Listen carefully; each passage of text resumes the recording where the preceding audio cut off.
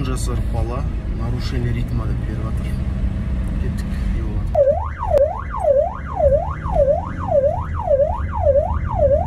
Қарап тексеру барысында жалпы жүрек соғысының күшеюіне, соғыстың шағымданады, жалпы тахикардия болып жатыр.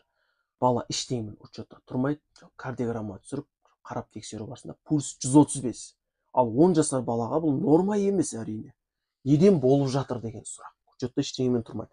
Біріншісінде бізде ой болды, кардиологияға алып бару. Анасынан сұрап тексеріп барысында бір апта бойы жалпы ауырып, ем алып бастаған. Қандай ем жалпы? Жедел бронхит диагнозы қойылған, бұл жерде бередуал тағайындаған, жалпы физраствормен жалпы 5 тамшы бередуалды. Анасынан сұраймын, жалпы енді физраствор тұр, сөз жоқ. Қанша қолдандыңыз бередуалды?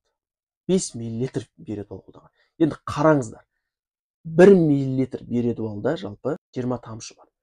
Ал бұл артығы қолданғаны қанша есе көрініп тұрмаса қараңыздар, 5 мл қолданған сонда.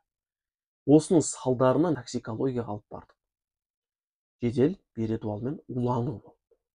Больницаға жеткіздік, бәрі жақсы. Сол үшін ата-аналарға айтылатын нәрсе.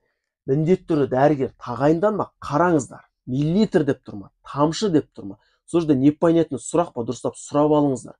Осының салдарынан бір адамның уланып, жалпы өліміне алып келуі мүмкін.